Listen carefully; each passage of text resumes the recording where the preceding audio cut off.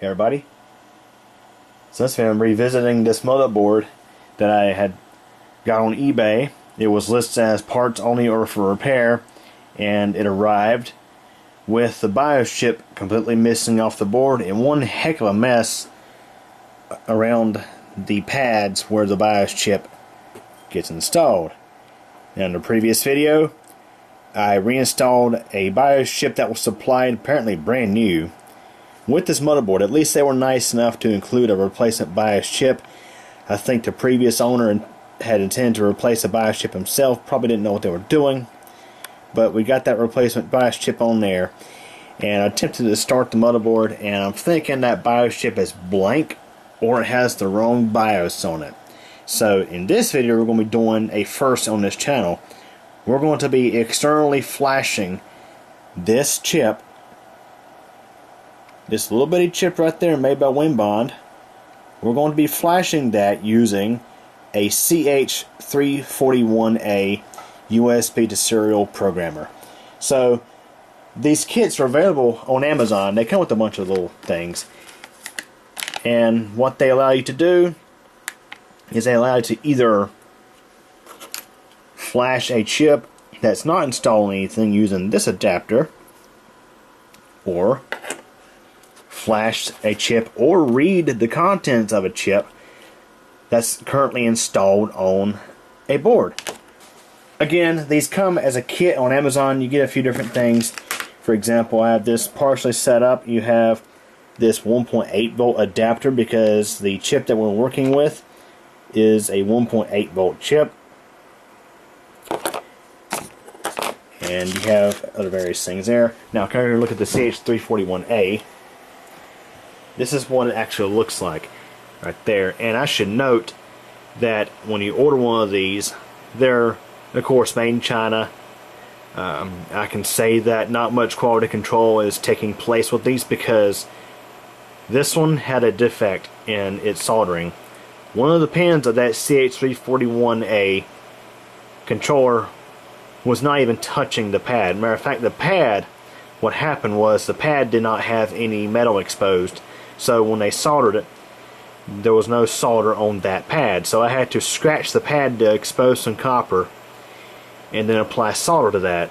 But it's just a heads up that you might have experiencing this if you order this. One reviewer noted a defect on his 1.8 volt adapter. Mine looks okay. I don't see any issues with the soldering there. It's just something you have to watch out for if you order this. So the kit on Amazon is really just the hardware. They do not give you any software.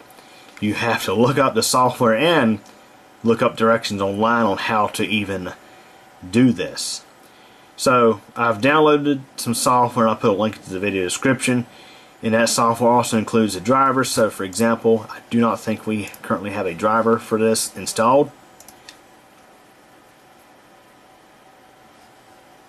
So you can see we're missing the driver right there. So first thing we're going to do is we're going to install that driver.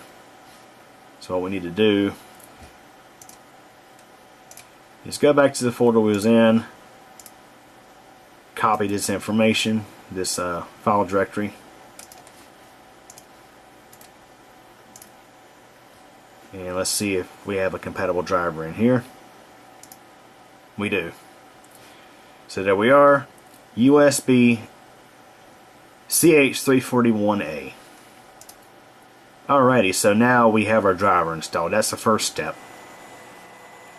Okay everybody, now that I have the drivers installed for this programmer, I should note that there are some cases where you might get a code 10 error where it will not detect the CH341A programmer.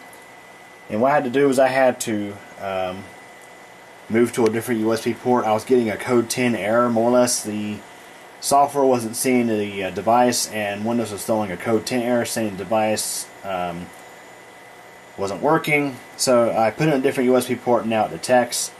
And with this specific Winbond chip, it runs on 1.8 volts. So we had to use the 1.8 volt adapter, and it took a couple of tries of having to reseat these little alligator clip connections, but we got them there. I should note that you have to have this jumper right there, and that's actually the spot it came in. That's pretty important there. Make sure that you have it there for this specific application. I'm actually brand new to this. This is my first time ever messing with this kind of product. So this is my first time really diving into this.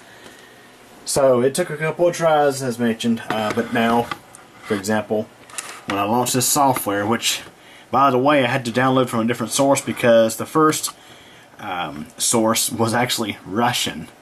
But anyways, I'll have a link in the description where you can download this, and it's Neoprogrammer, and we hit detect, and you can see it's found a chip. Okay, everybody, so I'm at my place of work using the board cube system here. What I had to do is I had to remove this BIOS chip from the motherboard. See, here we have a hot air soldering station. It's basically like a fancy heat gun. It jets superheated air that's able to melt solder, and it made really easy work of removing this little SOP8 package from the motherboard. It took like a minute to do. Pulled it off, and now I'm using the included SOP8 socket to read this chip, and it's working now. So either it's either the 5-volt power on the USB ports on the front of the Plexi were not providing enough oomph for this to work properly, or more than likely it was just combined with the circuitry on the motherboard. Sometimes that can affect the ability to read the chip while it's on the board. So pulled it off the board, and now it's reading fine. It detected properly and was able to actually read the chip. And this time it properly detected as a W25Q128FW SPI 128 megabits chip. And at first I thought this chip was empty because there's a whole bunch of FFs up here. However, if we scroll down, there is some data on here.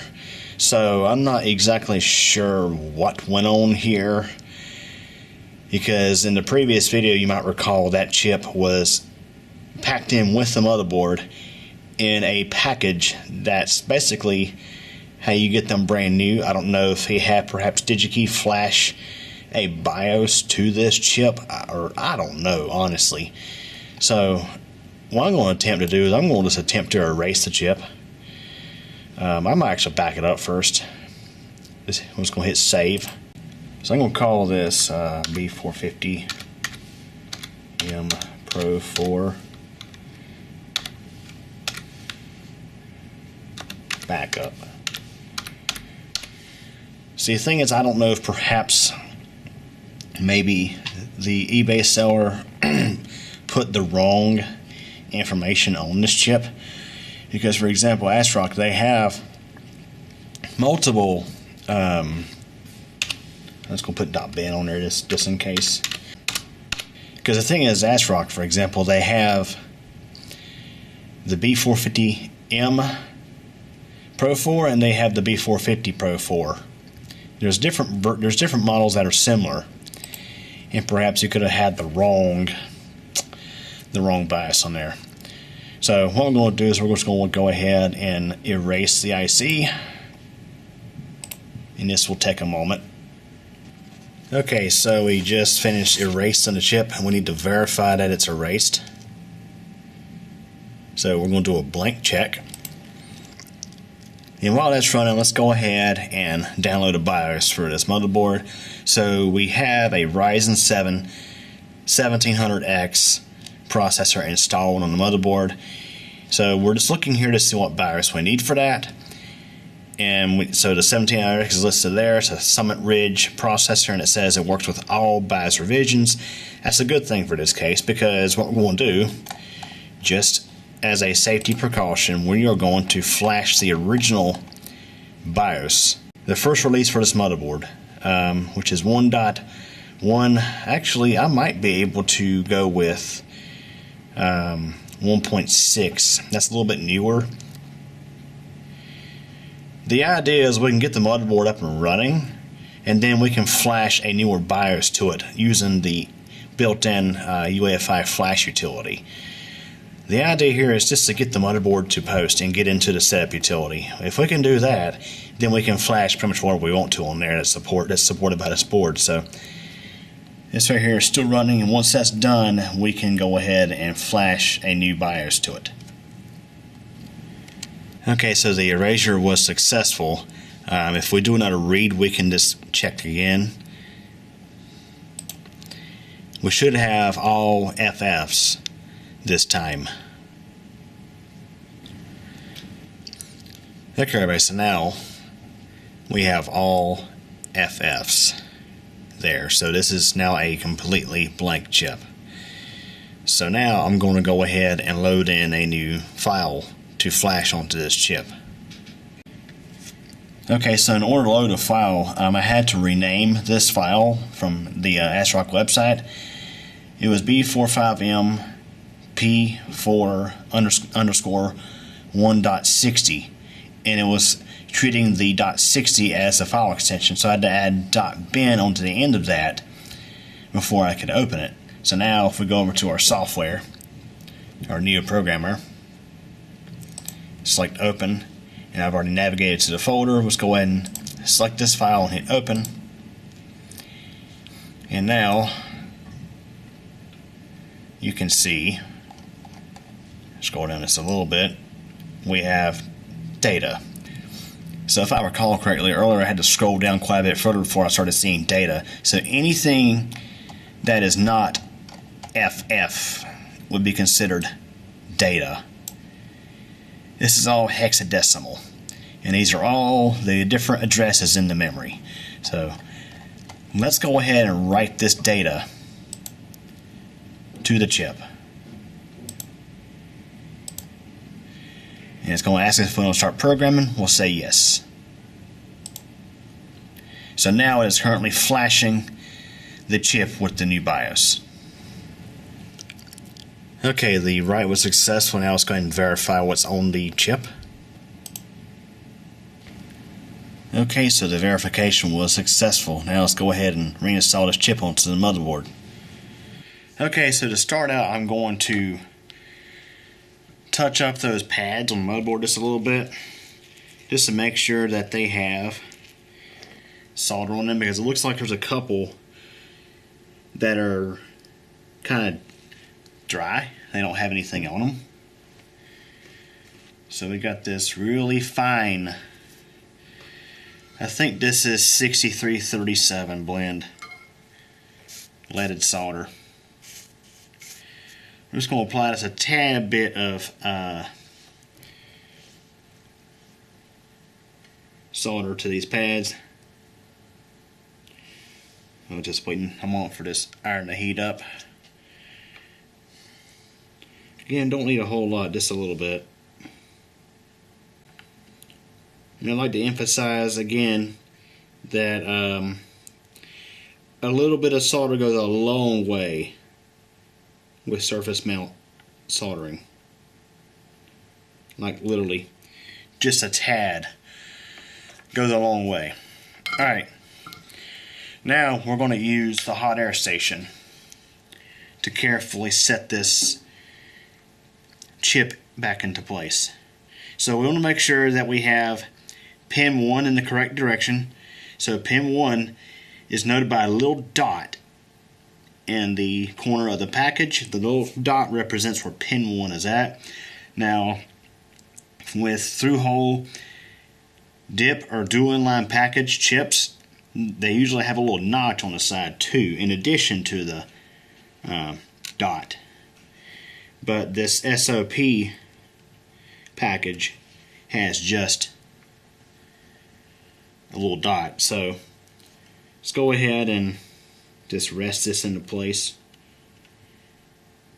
And we're going to use the hot air station to melt the solder. Now if I can't get this to go with the hot air station like I want it, I can always resort back to using just a soldering pencil like I did in the previous video. One thing that's really important with the hot air station or the hot air gun is when you have it off the cradle, it's heating up, and you do not want to have it pointed toward anything combustible. So we're going to see if we can get this to settle into place.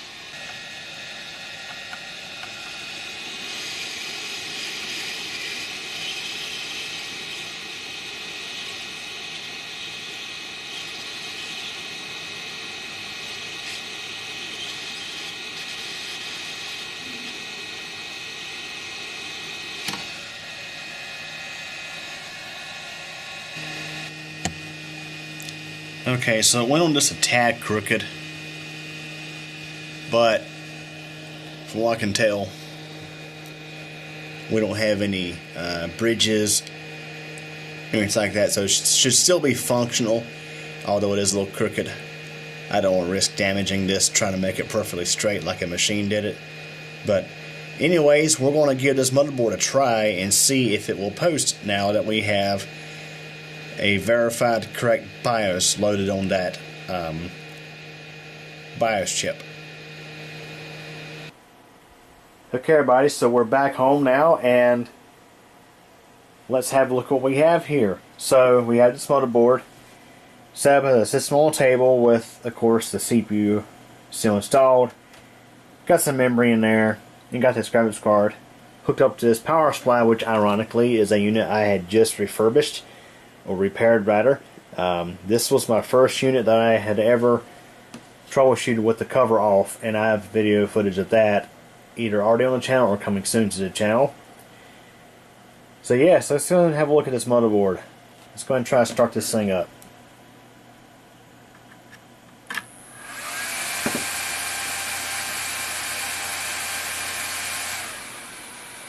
You look at that. It's a runner. It works. So yes, we was able to successfully save this motherboard. There's the BIOS chip there, just to show you that I'm not lying. It's the same freaking motherboard. This video would have ended much nicer had my camera's SD card not taken a crap on me after I shot some really nice footage. When I went to insert it into the computer to retrieve the files, well, had a lot of difficulty accessing the card. Well, the card decided to take a dump on me. I tried with Perplexity, and I was luckily able to recover some of the files. Unfortunately, it was none of the stuff I shot tonight. So, yeah, it's really unfortunate because I had my reaction to when this thing actually posted was priceless. But, of course, Murphy's Law says footage that you can't just recreate, that's when your card will fail. But anyways, we had this motherboard here. In the previous footage, which unfortunately I don't have anymore, I got into the BIOS, and I also went on the internet on the Plexi, downloaded version 2.00 of the BIOS or UEFI for this motherboard, and flashed it on there using the built-in easy flash function. Just what I did is I put the files on this USB flash drive. I can't even think of words. USB flash drive, and use the built-in flasher to flash that firmware on here. And as you can see, it is up and running. It sees a Ryzen 7 1700X processor. There is the UEFI version P2.0. Now I should mention that I started out with, I think it was 1.7, which was one of the original UEFI releases for this motherboard. And the reason why I started out with an old BIOS like that is because when you look at ASRock's website, they have a whole bunch of different firmwares to download, but a lot of the newer ones tell you that you need to have such and such version before you can install this version, and if you install this version, you can go back to the old version. So what I'm thinking here is ASRock, perhaps when these UEFI updates get installed, it might not actually be wiping the entire EEPROM. It might actually only be erasing part of it and flashing the updates to the existing code that's on there. So since we completely erased the EEPROM, it was a good practice to install an old BIOS, an old original BIOS, to this motherboard, or at least to that chip, just to get this motherboard to start up. And once we was able to get it to start up, then we could update it to a newer BIOS as needed. So yeah, I'm really thrilled. Was able to save this motherboard. I was able to save that power supply. That was my weekend project, and boy, I spent hours troubleshooting that thing. But yeah, turns out it was little capacitors, the little bitty capacitors, a couple of caps near the primary and secondary heat sinks that I think dried out with time and causes this thing to not want to start up, and I covered that in a different video, of course. But yeah, this motherboard, if I haven't mentioned already, take a guess where it's going.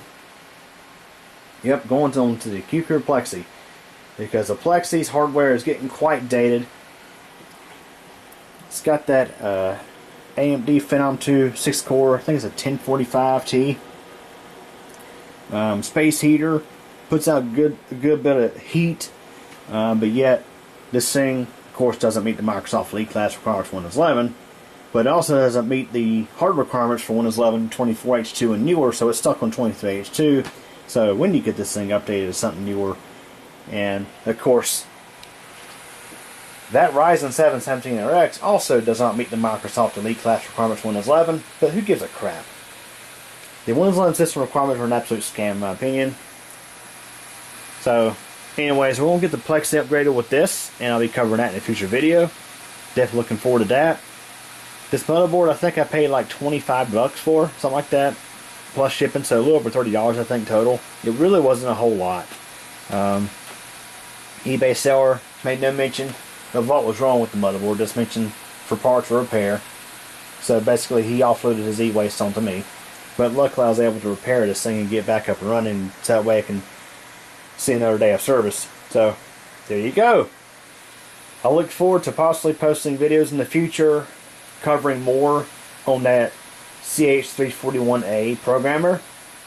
And of course, as I might have mentioned, this is my first time ever really messing with it. I mean, I literally just bought it this past week, and this was my first time really messing with it. And apparently, and from what I've researched online, a lot of times using that test clip, or that thing that looks like a pair of alligator clips or whatever, is really hit or miss. Sometimes you're lucky and it'll work, other times you have to desolder the chip and use that SOP8 socket adapter that comes with the kit, and that was that worked out perfectly. I'm so thrilled I was able to recover this board. Really thrilled about that. I hate it when motherboards go to waste like that. But yeah, there's other things you can do with that CH341A programmer. A couple projects I have coming up in the future.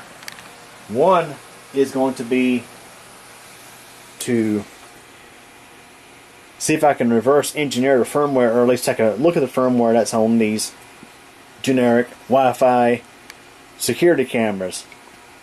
See, these stupid things, you have to use their app. It's kind of like the ones I have here. At least those you do not have to have a subscription in order to have basic cloud functionality, and they have a built-in SD card for video storage. So they're not as bad as these. These require you to buy a subscription in order to use the video functionality, and it's really a waste of decent hardware. The camera hardware could definitely be put to use. Ideally, I'd like to use these as network cameras, where I could just live stream to a computer or whatever, or use them in such a way that I'm not restricted in what I can do with the camera. I mean, it's like, come on. So the idea is I could get this open, and there's a chance that the firmware for this device is possibly stored on an SOP8 chip like a motherboard has, and I might be able to install those test clips on there, or desolder the chip and stick it in the SOP8 reader and back up the firmware, and possibly either tweak it or just be something to figure out in a future video. But yeah, also, not too long ago, I had to replace my wireless router because it quit working. It late at night, like 2 in the morning, it decided it was not going to work anymore. It would just boot loop, and I'm thinking it's crappy Netgear buggy firmware. Luckily, DDWRT makes firmware for that router. It's a Netgear Nighthawk, some kind. It's a wireless AC router, decent hardware. It's a real shame that it has crappy firmware on it.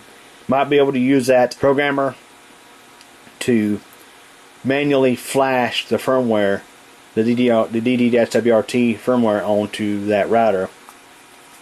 So yeah, there's so much you can do with that CH341A programmer. You can use it to unbrick motherboards. You can use it to unbrick wireless routers.